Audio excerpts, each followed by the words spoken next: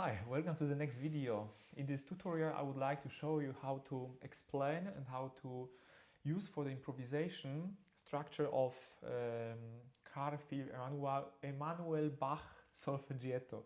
The better to say CPE Bach Solfeggietto, very famous piece, piano piece.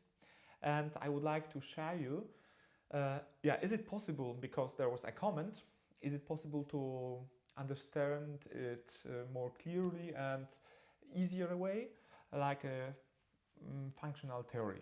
So let's dive in. The comment was by Learn Composition Online and it was comment under the video which was made by Nikhil Hogan show. We are talking about romantic improvisation in his show, and there was one comment after one short video. Can you explain CPE Bach solfeggio without using any concept of tonal function? Yeah, and as I said, if you didn't watch it, you can watch Nikhil Hogan show, and very interesting talk about improvisation in romantic style. But how is it possible to to see it in different way, and is it possible? And I wrote the answer yes. I see the 3 or 4 main models, main structures or schematas, and then that works. So here is the solfeggio. You see it starts with the E. I will don't play the whole, but play in some parts, okay? Play in some short divisions. So what happens at the beginning?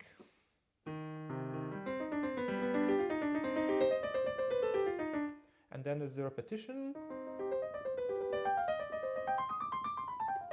Of course, you can use the tonal function theory and say this is C minor, G major, C minor, G major, and repetition of it 1 octave higher. But the better way is to see it like this is the opening with 1-5 movement. So moving between 1 and 5, or pendulum. Pendulum, I don't know the right English word, but going from one degree to next degree, and switching, because it happens very often, and very often after this opening, after this showing the tonality, because it's showing tonality like tonic, dominant, you can expect a sequence. This is the second model which comes here, and the sequence comes here in this bar.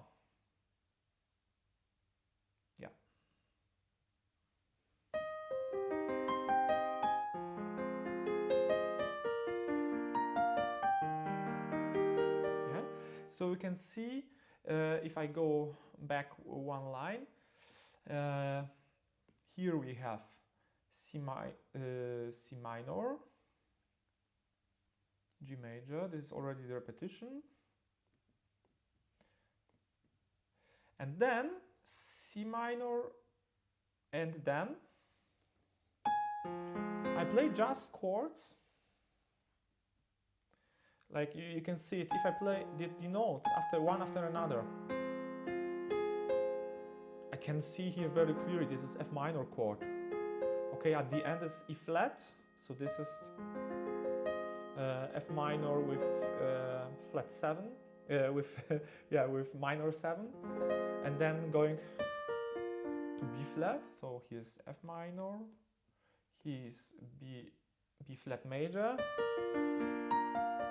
And the second important thing, you can find this, I would say, rhythm of this sequence on 1 and 3, so 2 times per bar, at the beginning and in the middle of the bar. So if there is a C, T, tom, you have B flat, then you need to expect E flat, and here you are, there is E flat major. So, short sum up. You can see, okay, I'm talking 5 minutes and already sum up. Yes, because if you are thinking in the functional theory, yeah, or any chord systems where you know, okay, here's this chord, there's the next chord, and next chord. You are analyzing it, and you can be very happy, or a lot of people are very happy if they see and recognize the chords. But this is the same if I would be very happy, for example, if I learn, I don't know, Mandarin or Spanish, for example, and I'm very happy if I understand one word. No, it's not enough. I want to understand the whole sentences, the meaning. And what we already have there. This is the typical opening. 1/5 movement and the sequence. I will give you another examples. In other videos I make it already, but it's nice to say one more time. The same opening you have here. This invention by Johann Sebastian Bach, number 13 in A minor. A, E, A, E, A, E, A, and then falling fifth sequence. So A, D, G, C, and so on. The same idea. Or in very famous Caprice by Paganini. Yeah, one more time. So A, E, 1/5 movement, and then falling fifth sequence. So really very simple opening. And why do I am talking about this? Because if you want to make your own music, you don't want to play Solfeggietto by CPE Bach. You can of course take this first page or first 3 lines, yes, and then I play another figuration. I'm not playing C minor or D major like here. I play adagio from it, or I make adagio from it.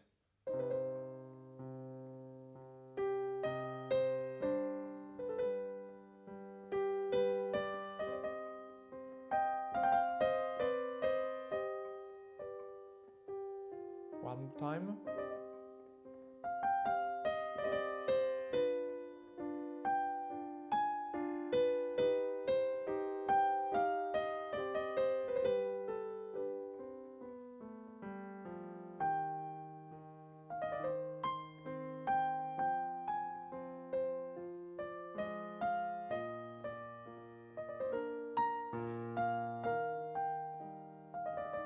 It's already almost romantic. Or you can make some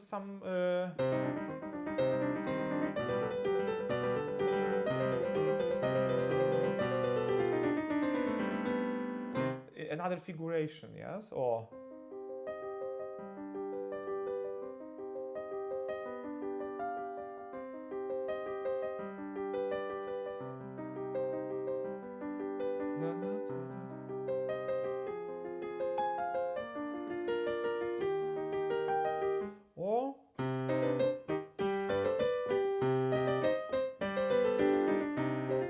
maybe I'll show my hand.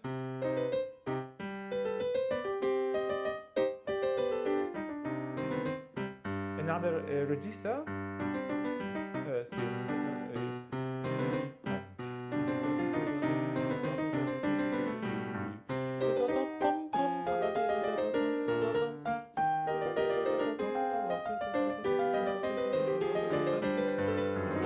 And so on. But this is already the opening. What happens next? If you have here after this falling fifth sequence, C minor, F minor, E flat, and then we have something like this, the last line.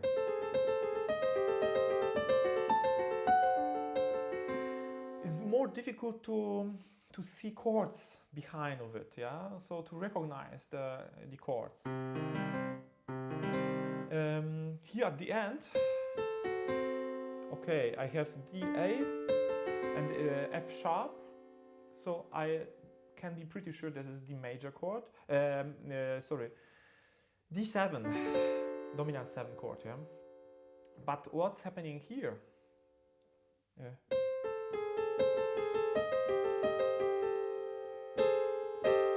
Here I can already recognize A, C and E flat, this diminished chord.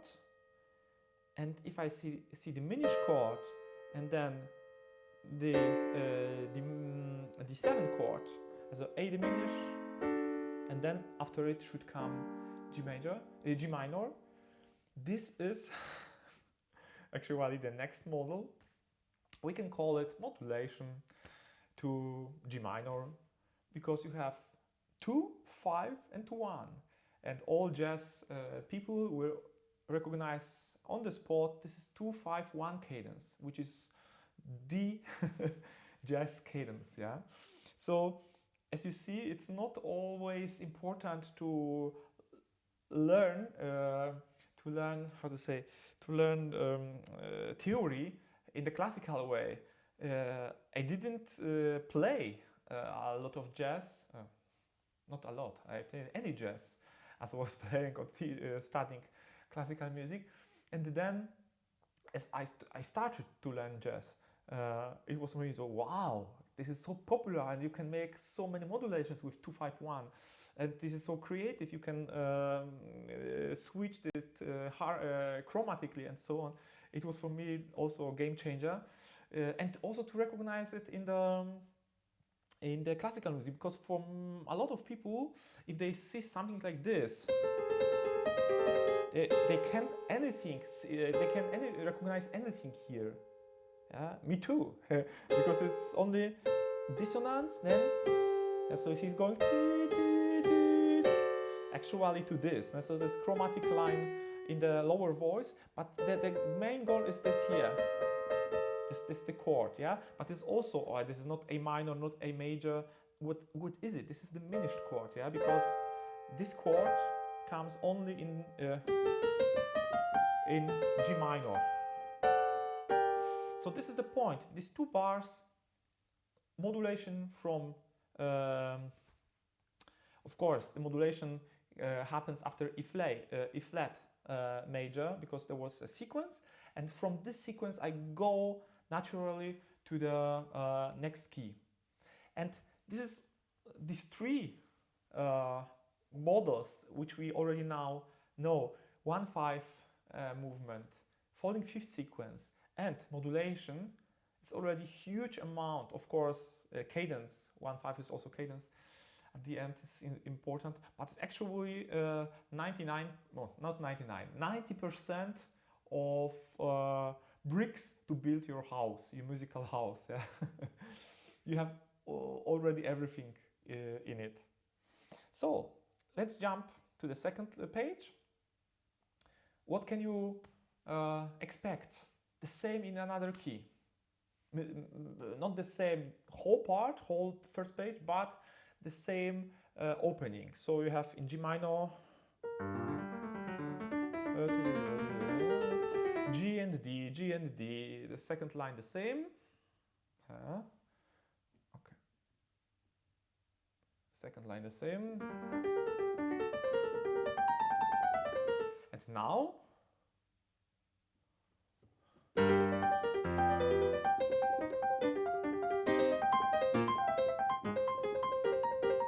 beautiful part, but what is it? Clear, G minor. Clear, G major with 7. Clear, C minor with 13 in the bass. If I put everything together, G, F, F, G. This is G major, G7, dominant 7th chord with 50 in the bass. Yeah. But the most important thing is not recognition of the chords, it's recognition of the bass patterns. Yeah. And now, because of the length of this video, I would jump somewhere and not to wait to the end. I have some problems with scrolling my iPad. It's very lazy today. I did already Partimento from it, so I make only bass line. And this is the answer. Is it possible to analyze and to see, to understand in a different way this piece, CPE Bach Solfeggietto? Yes, this is the another way. Writing bass line like 1 5 1 5 1 5 1 5 4 bars, nothing more. Of course, you can memorize it and you don't need to write it down. You can see I need to play 4 bars, switching 1 to 5. Then following fifth sequence, these bars, yes. C, F, B flat, E flat, and then this is not A flat. It would be also the following to the end of this sequence, but he is interrupting the sequence and playing A natural to make there is a mistake, I think. No, there's no mistake. To play a natural diminished chord, then is I wrote it down like separate note, not like only 2-5-1 cadence, but with this bass line it will be like diminished, passing chord, C minor chord, and then dominant 7 chord with F sharp in the bass. Yeah, so this is this modulation. Yeah, now we can see it one more time. Yeah, and then starting the same maneuver, the same thing, pendling 1 5 1 5 1 5 in G minor, and now what we already saw is this falling bass line.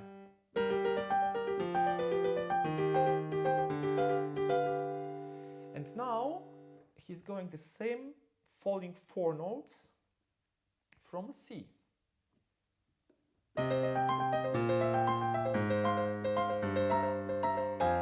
And going to the F, yeah? And then he's starting here F, C, F, C, C, F, C, F, C. So also the main soggetto, main theme or main idea of the piece in F minor. But what is this? Yeah?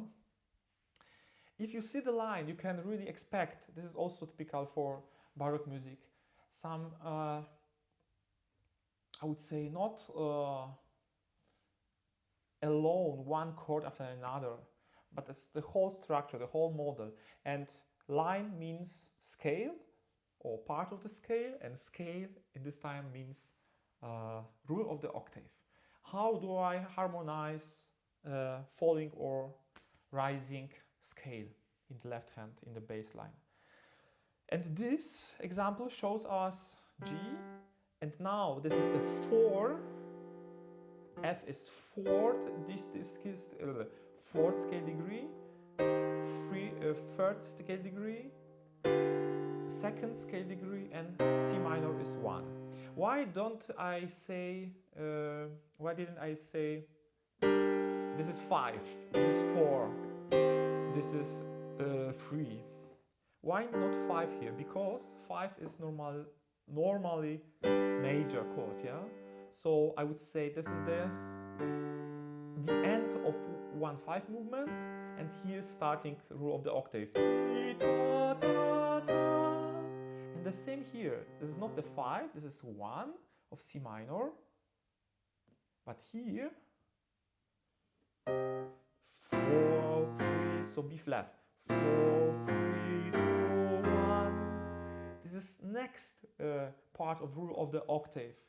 4, 3, 2, 1, going to the F minor.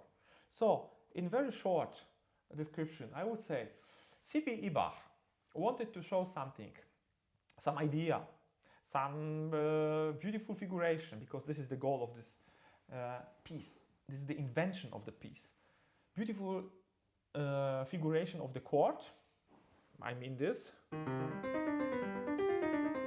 La, la, la, la, la. Beautiful line. In many keys, or 3 keys, I would say. First, he did it in C minor, then he did it in G minor, and then in F minor. It's not good luck that he chose these three keys, three chords, C, F, and G. Of course, this is main scales, scale degrees like tonal point, central point, C, fifth up is G, and fifth down is F. So that's why, in my opinion, he chose these keys. Yes. Then, very interesting part is what happened between them. He's making some motion. He wanted to build tension, yeah, and change the key. So building the tension and, on the other hand, changing the key. So how to change key from C to G? Through falling fifth sequence, and at the end 2-5-1 sequence, 2-5-1 cadence. Yeah, so starting C, F, B flat, E flat, A, D, G. We are back. But of course, I saw here this is 2-5-1 cadence. So there is a sequence with the cadence at the end. Then next, so he reached the point of G minor, and he wants to go now to F minor. So the way is G, C, and F. He goes down first to C, he reaches the C, back, and then goes fifth down to F, and he plays the same in F. So very simple way of, and he used for it rule of the octave, yeah? And of course you have this part F, C, F, C, F, C, F, C, F. Then comes suddenly D flat, yeah? One can say this is the 6th degree in F minor, passing chord, and this is already leading note to C, yeah? And after it comes a cadence.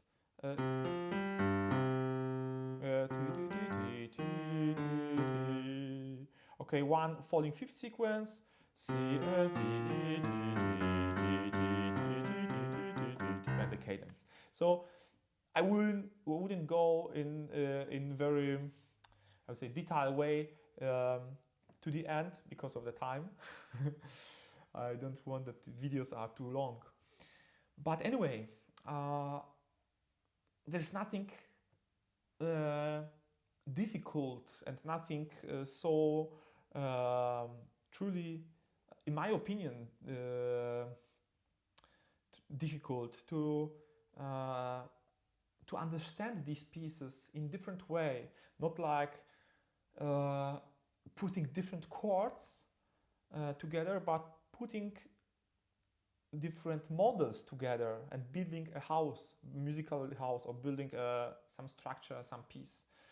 And this is the goal of the, in my opinion, music theory, in the best case, really to have knowledge first. This is like a grammar in a language. So you learn grammar, you are building sentences, but then you are fluently playing these models in different keys and putting them together, like CPE Bach. And you can play your own stuff. You can play, for example, I could use this beautiful sequence. And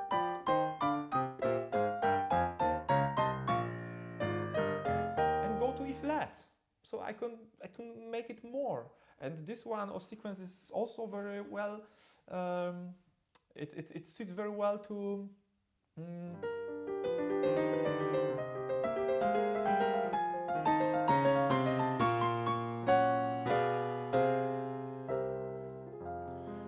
different in different pieces, and it should lead you to in the best case to improvisation. I say to myself, these models are, I'm enjoying very much this kind of understanding of music, not as lonely chords and some